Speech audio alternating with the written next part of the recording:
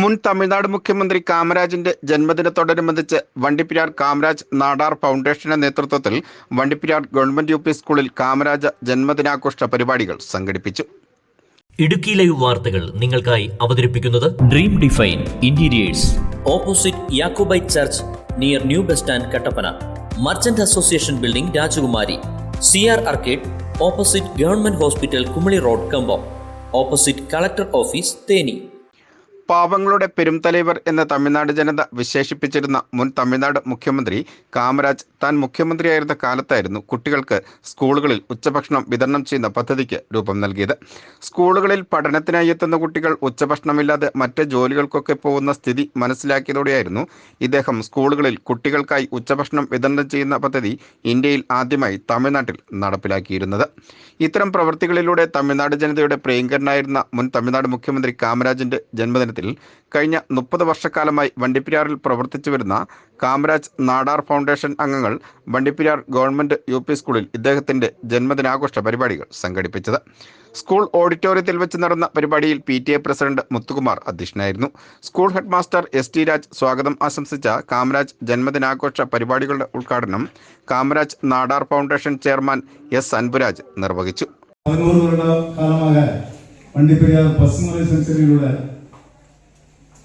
Glory ബിൽഡിങ്ങിൽ Kamaraj Nadar foundation செயல்பட்டு வந்துകൊണ്ടിരിക്കുന്നത്.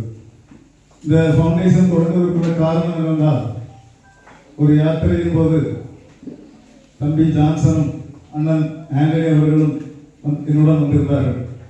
அவர் எங்களிடம் ஒரு காரியம் பேசினார். எங்களிடம் ஒரு அயல் கூட்டம் இருக்கிறது, ஆனால் நல்ல ஒரு கருத்துக்கள் ஒற்றுமை கிடையாது என்று சொன்னார். என்னை விசாரிக்கும் போது ஒரு ஆள் சொல்வது ஒரு ஆளுக்கு பிடிப்பதில்லை. ஆனால் அயல்கூட்டமாக இருப்பதால் அவருக்கு நியாயமான முறையில் வருமானங்கள் இருக்கிறது. அதை நாங்கள் ஆகாச பறவைகளுக்கு வருமானத்தோடு கொடுக்கிறோம் என்று கூறினார். அவர்களிடம் நான் வருத்தப்பட வேண்டாம், நமக்கு ஒரு புதிய அமைப்பை உருவாக்குவோம் என்று சொன்னேன். அதனுடைய விளைவுதான் காமராஜ் நாடார் ஃபவுண்டேஷன். ஒரு அமைப்பை உருவாக்கும் போது அதனுடைய நோக்கம் வேணும். நோக்கம் இருந்தால்தான் அது முன்னேற்ற பாதையில் கொண்டு செல்ல முடியும்.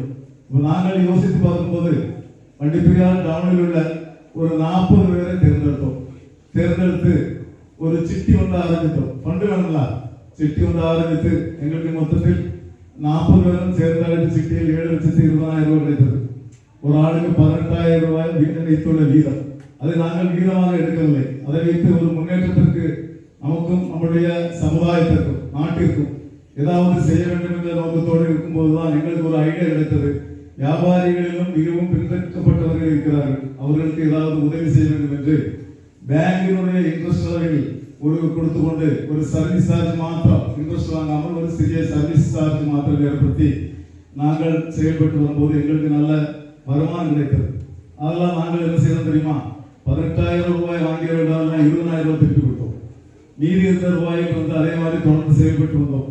எங்களுக்கு நிறைய ஃபண்ட் வந்து கொண்டிருந்த சமயத்தில் நாங்கள் ஏதாவது சமூகத்திற்கு செய்ய வேண்டும் என்று சொல்லும்போது தம்பி ஜான்சன் சொன்னார், நமக்கு ஆகாச பறவைக்கு ஏதாவது கொண்டு கொடுக்கலாம் என்று சொன்னார். நாங்கள் அங்கீகரித்தோம். അതുപോലെ വള്ളക്കടവിൽ തുടർന്ന് ജന്മദിനാഘോഷങ്ങളുടെ ഭാഗമായി കുട്ടികൾക്ക് മധുര പലഹാരങ്ങൾ വിതരണം ചെയ്തു. കാമരാജ് ജന്മദിനാഘോഷ പരിപാടികളുടെ ഭാഗമായി കാമരാജ് നാടാർ ഫൗണ്ടേഷൻ അംഗങ്ങൾ സ്കൂളിനായി സൗണ്ട് സിസ്റ്റം നൽകി.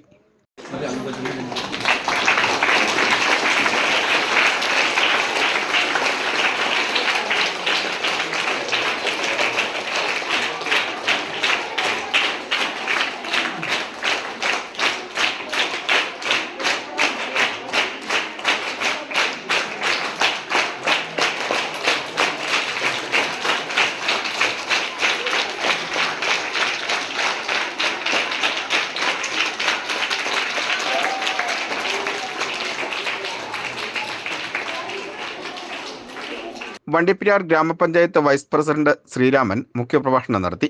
കാമരാജ് നാടാർ ഫൗണ്ടേഷൻ ഭാരവാഹികളായ president M. Antony, secretary P. Johnson, C. Jayapalan, Jija KL തുടങ്ങിയവർ ജന്മദിനാഘോഷ പരിപാടിയിൽ പങ്കെടുത്ത് സംസാരിച്ചു.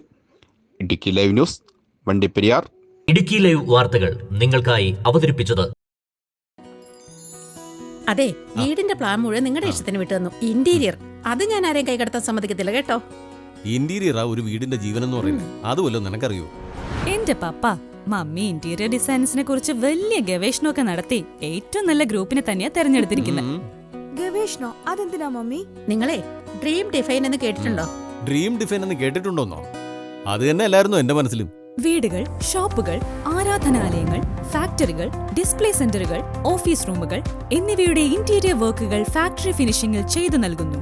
Dream define interiors, opposite Jacobite church, near new bus stand, Kattappana. Merchant association building, Rajakumari. CR arcade, opposite government hospital, Kumily road, Cumbum. Opposite collector office, Theni.